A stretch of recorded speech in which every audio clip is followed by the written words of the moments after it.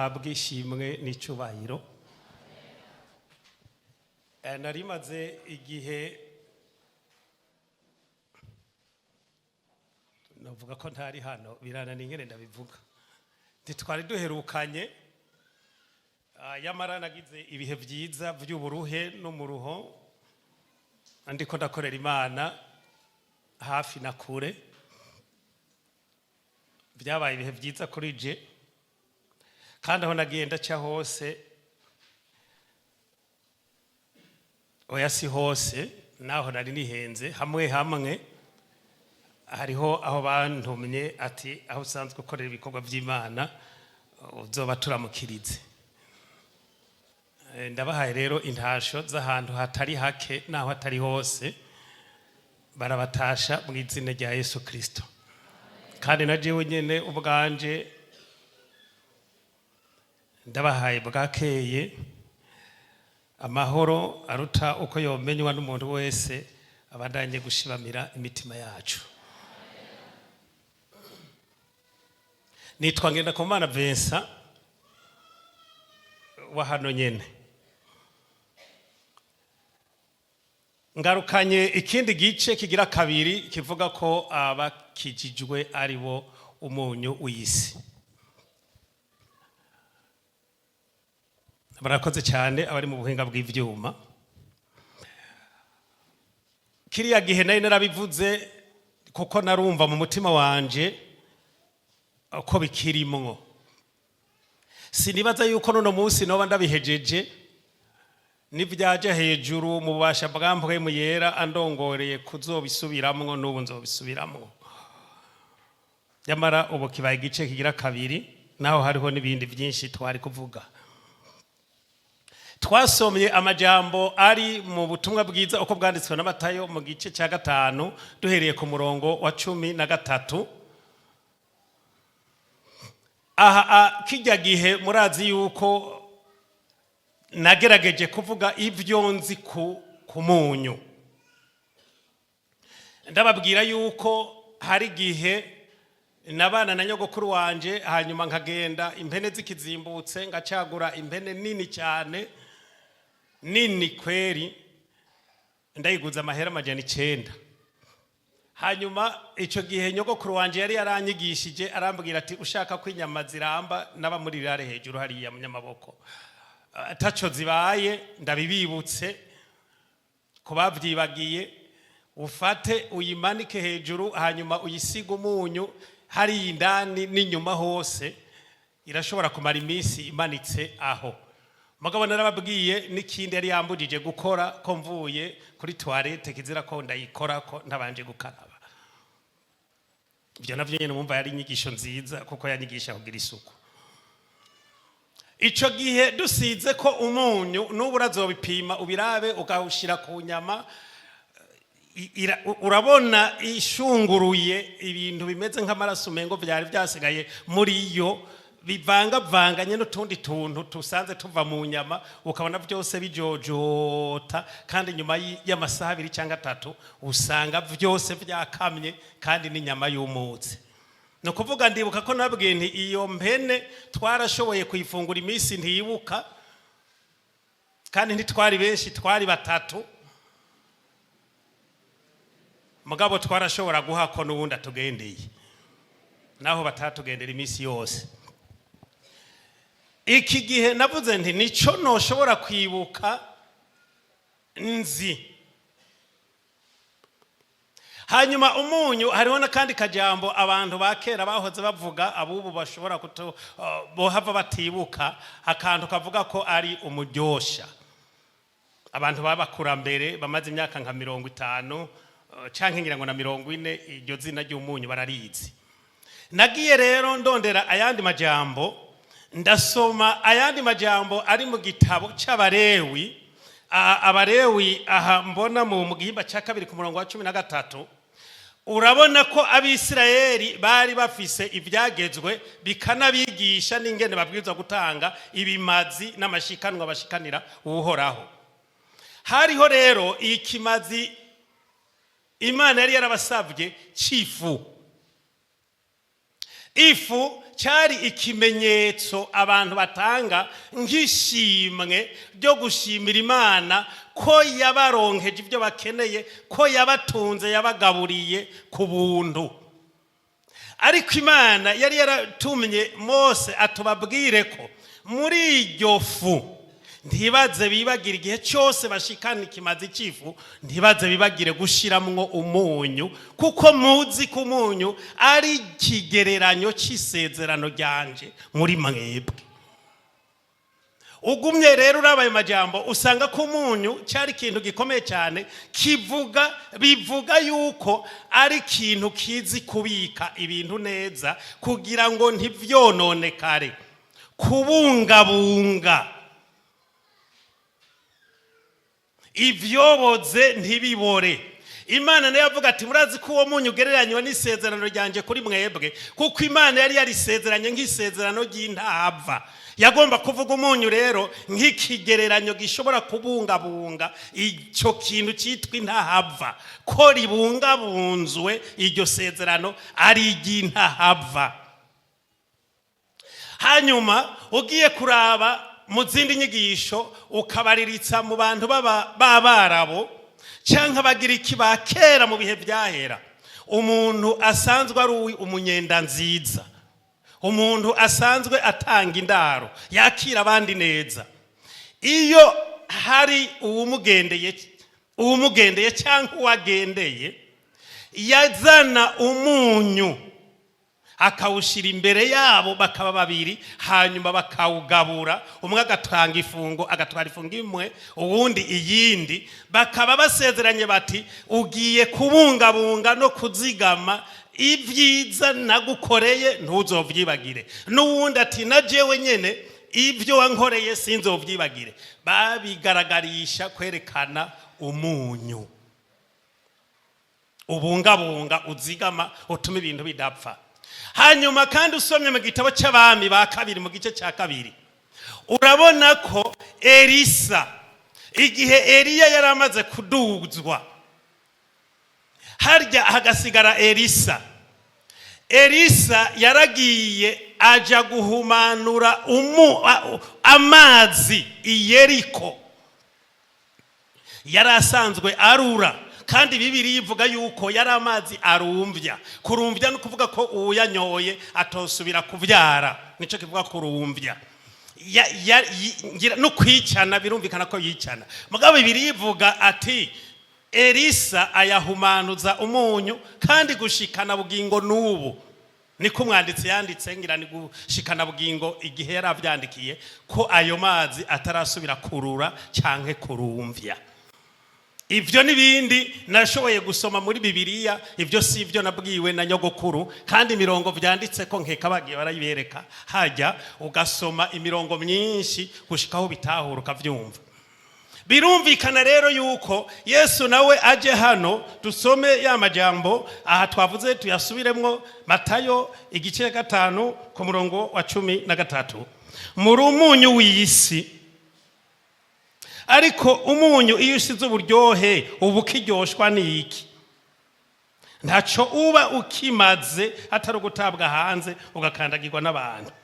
Muri umuco w'isi, igisagara cyubatswe ku mpinga y'imisozi ntigishobora guhishwa.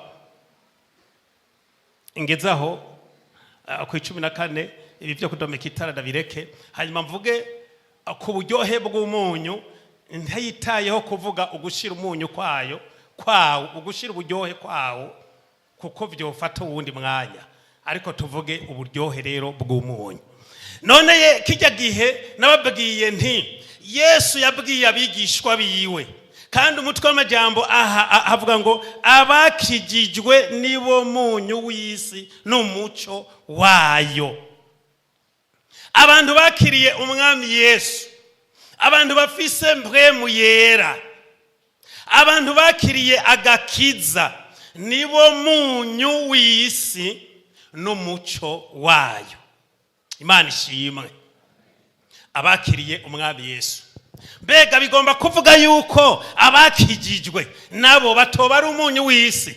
oya duca tuvuga tuti namba nabo batari umunyu w'isi akaba bakijijwe ari wo munyu w'isi no kuvuga abo bandi barafise ingorane bariko barabora bariko barapfa barakeneye umuco ubamurikira kuko na mu byo dusomye ndi tutakuvuga umunyu wonyene turabona ko ari ni n'umuco w'isi abakijijwe nibo bagomba kumurikira abandi kuko ico gihe nabashingiye intahe y'ingene ntarakira umwami Yesu nari imeze inshuro nari imaze kuraguza ndababwira yuko n'igihe nari imaze kuraguza cyose ko abapfuma atana kimwe bamfashije umwitwarariko wanje ko kwari ukunwa kuva mu gatondo gushika mu ijoro nkiberayo umwitwarariko wanje ko yaramanyama kuko nari ngivise n'inguvu nta muntu w'umugabo naho bari muri mwebwe yashobora kuntumbera mu myaka ya 80 ngo agende impore ibindi ko ndababwira byo guhera mu gatumba gushika mu inyanza rake hajya kumuguruka numvise nk'umurozi we wahandari kuko nyogokuru yari yarambariye ati umurozi ntuzomutinye bobo babakubitisha ibigombo bavuga ngo ufate ikigombo no kuvuga igiterwa c'ikinusurupiya abari cyo mukubitisha ati mugabo umunsi wose uzomwitenga ukabonera kunesheje uzobupfuye kuko uburozi bwiwe buzoza vyoroshe mugabo ni wa mutuna ukamushobora n'uburozi bwiwe buzogutinya jewe rero ico gihe iyo nyigisho nayo nyene ndayifata nk'imwe y'umunyu nigishijwe na nyogokuru naho haba mu yindi komine numvise ahantu hari umurozi noshoboye kumara n'umwaka ngenda aho hantu ndondera ibyaho mugabo ndondera na wa muntu kandi nkazorondera ico bivako kugira ngo mviyo ndamukubise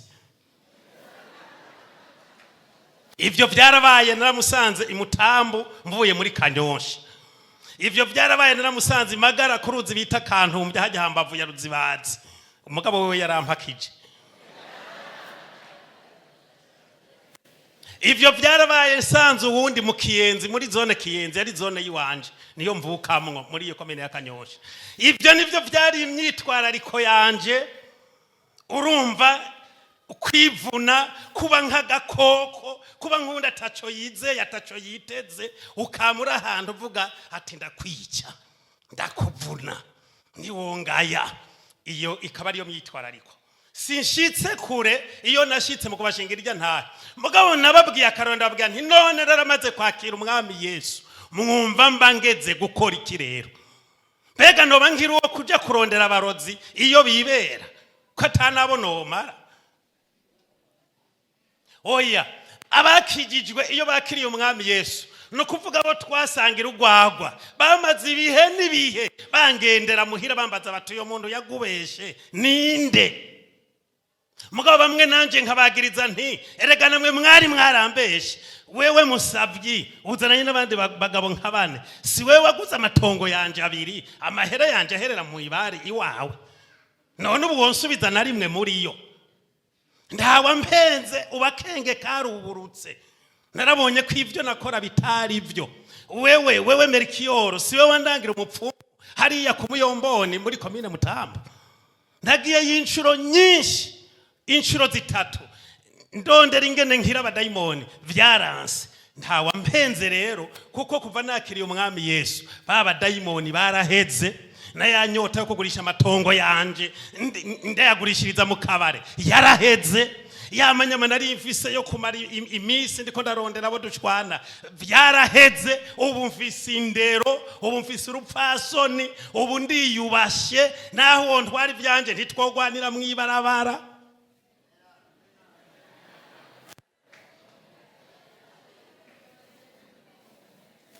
nitwa umwubahwa amen imana ishimwe ico gihe rero mba ngomba gushika mu gihe cyo kumurekera abakiriyo kuko iyo bankweze tukongera tugasubirana mu bapfumu simba nkiri wa munyu simba nkiri wa muco ariko ngerageza gushingira intahe abandi nkababwira ko atakiriyo nkababwira ko ari ugupfa rubi gusa hanyuma n'ingene ngenda naho no bataco mvuze iyo bitaciyemwo murabizi dufise kameremere haraho gacamwo mugabo ntigacamwo iminsi yose, kandi umwana w'Imana niyo gaciyemwo uramenya ko uri umwana w'Imana, urafise mpwemu yera. Si mu gatondo no ku mugoroba gushika rirenga indwi yose, ukwezi kose, umwaka wose utazi ikibi icari cyo, woba uri uruyoya. Duca tumureka inshuti zacu, imiryango yacu, abantu baboreye mu iborero kwa Satani, baboreye hariya nyene mu bapfumu, baboreye hariya nyene mu kaboregwe, baboreye hariya nyene mu kwambara ibiheko, baboreye hariya mu bwicanyi. Kuko ngoma ndababwire dukoraniye aha, nico nabwiye uwundi muntu ikindi gihe twagendana naho butumeze nk'abagabanije, ariko aridoga ukaje ngaho ukiyumvira ngo none ko abandi bantu batunga, ugasanga umuntu afise itunga ry'umurengera, twebwe bigenda gute? Ico gihe namwishe ijambo rivuga riti icara ahantu hamwe utekane utekereze. Wewe genda ukoresha amaboko yawe n'ubwenge Imana yaguhaye, uzinduka ugenda, apana kuzinduka uryamye. Ubone kuri kurakora ivyo wategerezwa ubikore. Namubwira irindi jambo nti ureke kwigira uwo hejuru kandi uri uwo hasi, mugabo wegera abo hejuru. Kuko hari abantu bagenda umengo ukubinya kamwe nta kintu bishobora kugufasha. Ntakayongaya none ufisiki, urakumbura wemere bakugaye, hari naho hogira ikivamwo. Tekana utekereze, uce bugufi, uzuregera naho batoba bose, uwo kwemerera gusumba wegere buke buke, buhoro buhoro, hari naho ejo yokugeza imbere. Nuko jambo ritungana. Ico gihe namubwira ntumvere wenda kubarira, no kuvuga wiyumvira ati naka yaratunze. Mbega namwebwe ndababaze, burya murabizi yuko hariho uwo kubwira iyo yabikuye, akubwira ati fata inzira niho naciye, bikakunanira kuhaca. Erega hari abayakura mu rupfu, ayasokora mu menyo y'urupfu neza. Hari igihe rero bitogukundira uyabonye, wohava utangwa gukoma induru. Ndamubwira nti hari abana bavukira mu imiryango bemera ati naka bimaye kizosi ni watubujije aho dukura itunga, bakamira muri izo nyigisho, bakamira muri ivyo. Abavyeyi babo baticha muri iyi nzira, ambara igiheko, uriya ni wahambaye, hanyuma kazobona babironka, n'abandi tugasamara ngo babihabwa n'Imana. Hariho ivy'Imana itanga, ariko hariho n'ivy'isi itanga. Bigenda bibangikanye, kuko Imana iri n'ubushobozi buri hejuru na Satani ari n'ububasha. Ndamubwira nti none rero wewe wakuriye mu bantu basoma Bibiliya.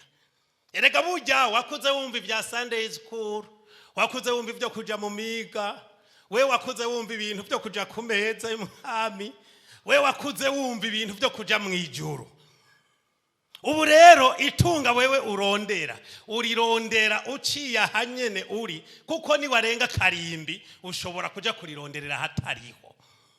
Abo nibo duca tubera umunyu, tukagenda tukarunga, tukama turiko turawurunga, hajya mu babanyi tukarunga, hajya mu bavukanya abo tuvukana, apana ko twemera inyigisho zabo zitarizo, ariko nyamuna ko baturoba twebwe tukabaroba. Banaka tukababwira ubutumwa bwiza mu majambo, iyo tutababwiye mu majambo bakaraba ingene ugenda, bakakwiyumvira kuko barakubona, bakaraba ijoro ryawe nta ngorane naho yatashe mu ijoro turabizi, bakaraba umutaga wawe, hari ibindi mukunda kwitangwa amakwe, bakaraba amakwe yawe, bakaraba igituma uhagaze muri kwe cyari cyo, kuko si ngombwa ngo uhagaze muri kwe wese abahagaraye ahagaze mu bitari byo, birashoboka ko uhagaze hari ikindi kitari kibi. Mugabo bakakurikirana, bakaraba ahantu uhagaze, bakaraba ahantu ugendera, gushika ku munsi nabo bazohimbaza Imana ibagendeye ku bwawe, ku bwanje. Ico gice si ngomba kugitebamwo cyane. Hari ikindi gice kigira kabiri ngomba gucokerako. Iki gice kigira kabiri kivuga gute? Hariho ingorane dufise, hariho ibibazo dufise, hariho n'akaga mbere biriko biratubuza gutera imbere mu buryo bw'impwemu, bitubuza gutera imbere no mu buryo buboneka. twebwe twitwa ko twari dukwiye kumurekera abandi, kuko umunyu nturyoshya indya z'abantu gusa, si uwo kuronga ibindi, kurunga ibindi, ubwawo nawo nyene uba uryoshye. Nuja si ibintu bisanzwe biza kuryoshya imfungurwa. Umunyu ni umunyu aho uri, urunze mu mfungurwa utawurunze mu mfungurwa ni umunyu. Twebwe rero ubwacu twabwirizwa kuba turi umunyu, hanyuma tubaye umunyu tukaba dukoraniye hamwe aha, namba twese twizera umwami Yesu Kristo, tukaba tubaniraniye umunyu. Jewe nkaba ndi umunyu wawe, nawe ukaba uri umunyu wanje. Imana ishimwe. Tukama turaruhura n'imitwaro, tukama turafashanya dusengeranira. None ngoma ndababwira kaga turimwo. Twebwe turicaye hano turibagira n'intambara turimwo, tukibagira ingene Satana duhiga, tukibagira ingene abo hanze batuvuga nabi, tukadukana natwe tukavugana nabi, tukankana, tukavuga tukagirizanya ibitari byo, tukagira amarigara yo gucozanya, umuntu agacoza umubanyi we na mugenzi we. Aha tukaguma dutunye, ugasanga ari abantu utunye unezerejwe nuko nakakoze ikibi, ugacuronka ingene ukora irigara. Urabuze ivyo uvuga, urabuze mpwemu yera, nagira tuja mu gatengo tukababara. None turonse ivyo tuvuga, turonse ivyo dukwiza hirya no hino. Erega umuntu arashobora gucumura, ntawompinyuza nta n'uyu. Mugabo ufise uwiwe, hajya bavuga bati umwana bisha ingobyi akayigirana. Abandi baratunye iyo hari icyo umuntu abonye. Ngoma banze vuge kuri iri jambo, iyo abantu bariko baragenda baravuga ibintu, bavuga kuri naka, haraho usanga ari ukuri, ariko haraho usanga atari ukuri. Kandi ukuri nako naho wogirane, naho vyogenda gute, ni vy'ukuri kuzoja habona. Kuko n'abakurambere babivuze, sindabisoma muri Bibiliya, numva ngo kuraca mu ziko ntigusha, niyo koca mu mazi oya ntashobora kugutwara. Ukuri kuguma guhagaze ari ukuri. Rero icyo gihe iyo abantu bariko baravuga vyo, wewe ukumva bariko barakuvuga, jewe nkumva bariko baramvuga, abari twebwe ko tuzi turaba Kristo, ko twisubiremwo, twihanure, twikosore. Imana ishimwe. Iyo bariko baravuga ibitari vyo naho haraho bitagomba kudutera uruhagarara, uretse ko twama turarimbura ibivugwa ivyari vyo. Rero twebwe ntituri abantu bo kuraba ngo turatunye naka yacumuye. Ngoma ndababwira umutima uri muri jewe kandi nzorinda mpfa ndawupfana. Bonye umuntu agenza ukutariko, yifashe ukutariko, muze munkurikirane neza, naho yoba ari inde, ndiga uburyo bwose mpaka nkamuronga. Naho twaba tutari tumenyeranye, mbo tumenyeranye bobo barabizi, baba bari hano canke no hirya no hino. Ndakurondera nkakubwira nti kijya kintu wacihenze ko, kiriya kintu nama ndakubonye rimwe, ndakubwira iryo rimwe, namba ari kabiri numvise bitari byo ndabikubarira. Si vyiza yuko umuntu akoze igicumuro wabibonye uca wirukanga kirigiri n'ibirenge bidakora hasi, ati ibi bintu bimeze kunuku nakameze kunuku naka hariya naho bariko batuvuga nabi. Urumva intambara y'ibihori ingandi igomba kunezereza ibisiga. Hariya bariko batuvuga nabi, uko batwiyumvira nuko tutariko. Mbere bamwe baragomba yuko no gupfa dupfa. None no muri twebwe nyene tujanyemo turiko turicana, turiko turajyana imitima. Hariho ababanyi bacu batunduye bagenda barameza mahwa mu mitima kubera abandi babanyi babo, kandi bose bakorera Imana. Biratangaje ko muri twebwe abantu bakijijwe bakiri umwami Yesu hakirimwe abantu baraba amazuru, hakirimwe abantu baraba intara, hakirimwe abantu baraba amamo y'abantu. Umuntu akazira intara, umuntu akazira izuru. None urisongora ngo uri n'ibindi usongora, rizohebe rigarukire ritebe gimbe risorome ibijumba. Icyo rimaze n'igiki atari ukurunyo ruzoseruka hose rigafutangana. urifata urifyata uriryamike ugenda wirate muri n'ibindi wirate. Iyo worifyata hose naho worinyegeza mu isandugu, amaherezo yayo hajya hari urunyo. Hari igihe tutabimenya ibyo. Inyoni tuzisanga mu kuzimu, aha turazigendana. Ibice byose by'umubiri urunyo ruzana naho rushaka. Sinzi ko mwari bwabibone igihe cy'intambara, niho nabiboneye kuko twararengana ahantu abantu baboreye. Igituma ntaboze nanje ntarabora gushika ubu n'ubuntu bw'Imana, kuko nabonye ibibyimba myinshi abantu baboze. Mu mano, mu mazuru, mu maso, mu matwi ahuzuye yinyo. Iryo zuru rimaziye. Abakijijwe turi umunyu w'isi. Mugabo muze tubanze tubaniranire umunyu natwe hagati yacu. Reka inda ndende, ureke kugirira ishyari ubironse, kuko izo nizo ngorane kenshi tugira. Iyo hari uturushije ikintu ingene tumuraba, twebwe ntidufise ibyiciro byo kumusengera, ababishoboye nabo ngo bamushigikira atere imbere. Oya, hari ivyumviro by'ingene nakakwiye kuvunika ukuguru, nakakwiye gupfa, irya modoka yukwiye gukorokera mu manga. Kameremere kacu kenshi nuko kameze. Ivyo navyo bidusubiza inyuma no muri ryaterambere ry'umubiri mu biboneka. Aho babiriko birafutangana, kuko wowe wipfuriza ivyo ntumwegera, kiretse uribera kumenyo. Bamwe batwenga badatwenze. Umuntu indani jewe simwe nivyo, jewe ukabona ndatwenze, nukuri kw'Imana mba ntwenze. Ukabona urankoreye nabi ubiboneraho nyene, hanyuma bigahera, kuko bitabikwiye kuba muri jewe. Umuntu ugomba kumwica umufitiye ivyumviro bitari byo, aho uciye umuvuga nabi, uko wiyumvira kose umwiyumvira nabi, lakini mnapokutana njiani ni gute koma shetani.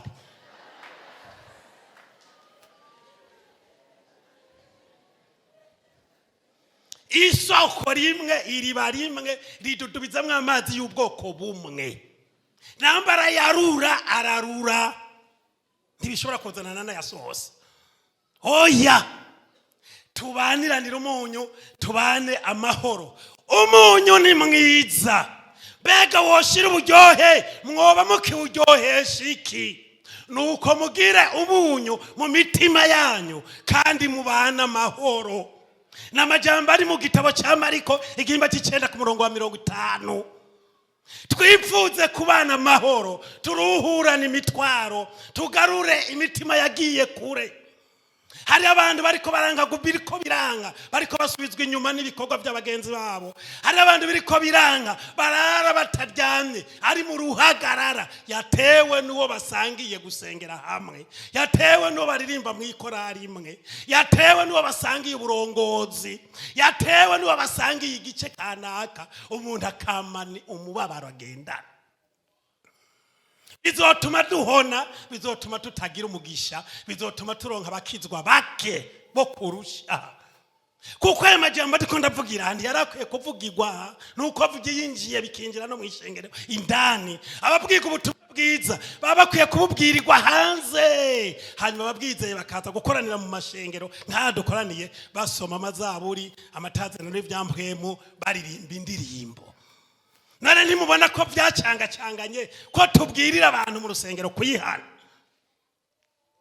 Dusaba Imana ikigongwe, itugirira imbabazi abo twababaje. Nibikundi uragenda umusaba ikigongwe, kuko wewe namba warakira umwami Yesu uri umunyu w'isi. Ivyo bizodufasha kuronka imigisha, bizodufasha kuronka imihezagiro, bizodufasha kuronka abadukunda, bizodufasha kuronka abadufasha nibi bikorwa turimwo, kuko ingeso zacu zizokwamuza no kuba ari hanze nabo bakire agakiza. Aba bantu bamwe duheruka gushwana, apana wa wundi nababarira, ntibikenewe yuko abantu baba pastori bamwe ntibazi n'ivyo barimo. Hari habiyumvira ko kwambara ikostime buri uko agiye mu ikoraniro, ikostime birakwiye. Impande yiwe hariho umuntu amaze nk'ukwezi kose agwaye, mugabo asohotse yambaye ikostime agiye mu rusengero, ibi aha birahagije. murajya amashengero 13 yandondeye igihe nari mfise akagorane nkimuka mva hano, harimwo rimwe navuyemwo mbabaye, kuko bavuze bati ujya mu mama apfuye yari yarakubwiye mutama pastori revera ariko mana reverend ataraba bagwaye mana ati wewe ntibari barakubwiye yuko agwaye, none ntibatubwiye ko yapfuye. Yishuye numva abwira abantu batandatu twe duhagaranye ati ivyo bikorwa siho bijejwe we mwarimu, jewe ivyo sivyo njejwe, bari kubwira wewe akabari uja kumuraba. Uwo munsi nari mfise gitari najanyeyo, ntibamenye ukuntu nagisohoye, navyo bamenye. Sinanasubiyeyo no kubasezera, n'ubu nambira mu matelefone mbega wagiye he, ntindikure sivyo. Oya kwambara ikositime no kwicara ku ntebe z'imbere, bamwe baranka nuko zica kwa konana. Abantu bosanga ari uri karanyagirirwa hanze kubera hari intebe ya revera, hari intebe ya kanoni ikaguma imeze yonyenaho, wewe myesheho namvuga kure inje nta wundi ayicarako. Ivyo birahagije. Abantu bishwe n'inzara nawe uri kurabita, abantu bishwe n'ubukene uri kurabirunda, ukabimenya abantu bagukikuje ingene bishwe n'inzara, ukaja kubesha abantu uzoja mwijuru. Reka je ndavyita ikinyoma. None nambu vyemeza ubivuga ari ukuri, mwijuru uzoduga nayo imiliyaride zingahe? Uzoja nayo abantu bafise ivyo batomenya nuko bingana, muga abandi impande yabo barishwe n'inzara. Birononye biratovye. Abantu binda ndende bakirirwa baranyengetera bajya ntibahage. Sinzi uwundi muntu umwe yavuze akajambo kamwe ngo madangize, aravuga ijambo sinamubonye, ivyo bintu ntavyo nabonye. Ati umugabo umwe yarirutse abonye igikwavu, urumva yaragikunda yaragishaka, sinzi ko abandi bavyumvise. Hanyuma jinyuma riruka urukwavu nago wofata mu bisanzwe.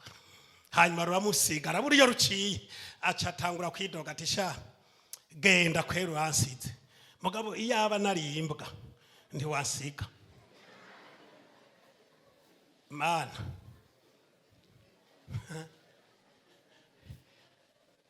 Hariho ibintu bibi biriko biratubako. Uyo muntu iryo zina yise nta n'iryo nsubiyemwo, ntaryo nsubiyemwo. Turye ibirika bituma tuguma turi umunyu w'isi, bituma tuguma turi umuco wayo, bituma tuguma turiko turayimorekera, bituma tubabajwe n'abariko bapfa nabi. Tubabare, turi umuco w'isi, umunyu wayo tuyirunge. Ndabasabye ngo dusabe Imana imbabazi. Ndahamagaye umuntu agomba gusaba Imana ikigongwe, azi ko ari umuntu yababaje. Ndahamagaye umuntu agomba kwemera ko Kristo yabaye umunyu wacu twebwe, yaratubereye umunyu, kuko niwe abanje kuba umunyu w'isi. Nimuze dusenge, nimuze dusenge Imana. Ndabahamagaye muze dusabe ikigongwe, dusabe Imana iduha imigisha yayo, iduha imihezagiro yayo. Karibu kaze, karibu na kaze bivuga kumwe, niko ari Igiswahili n'ikirundi. Nimuze dusenge, dusabe Imana ikigongwe, dusabe Imana imbabazi, ivyo twononye, ivyo twatovye, ibitubabarire, hanyuma idufashe natwe kuronka imigisha. Muririmbe.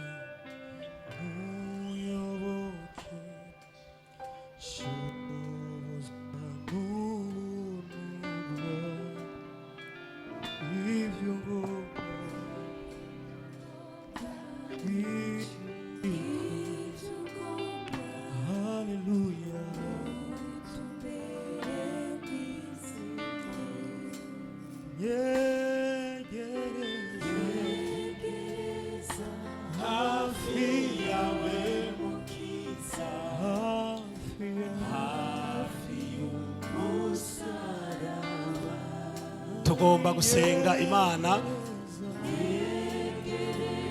Icyifuzo cyanje nuko twoje imbere y'Imana tugasaba ikigongwe.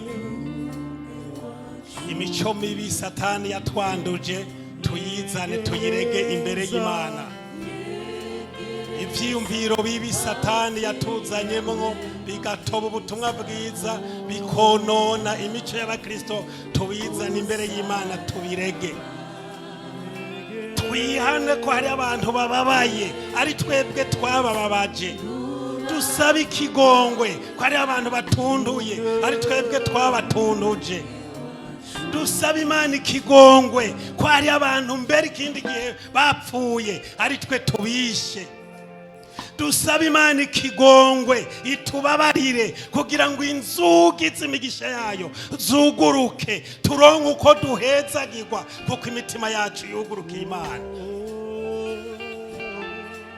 Ndabahamagaye imisore ngo baze, ndahamagaye abapapa, ndahamagaye umuntu wese afise icyo mpwemu yera karamubwira.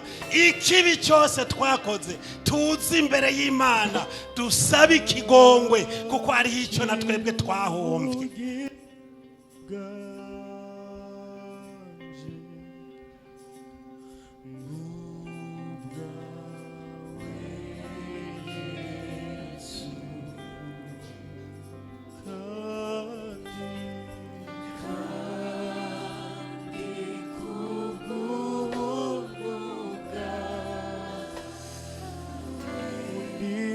Hoba harimwe abantu batarakira umwami Yesu.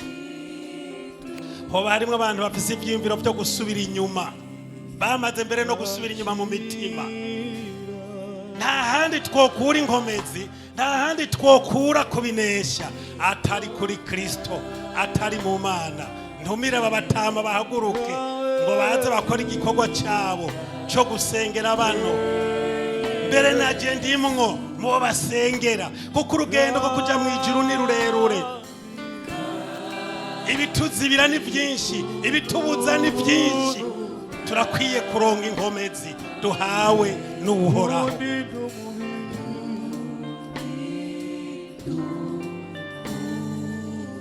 Mwami cyo nifuza cyane n'ukwera kwawe. Haleluya. Kasabe umutama Leoporo. Yesu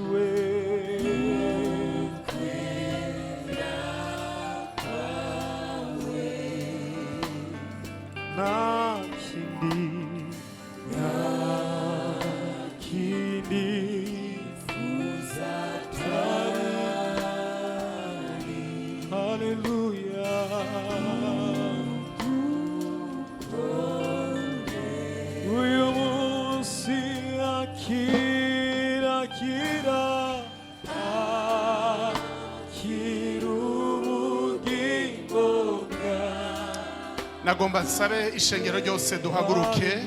Turafise impamvu yo gusenga twisengera. Turakeneye kuba umunyu w'isi nk'uko ijambo ry'uno munsi ribivuga. Turakeneye kuba umunyu tukaba n'umuco.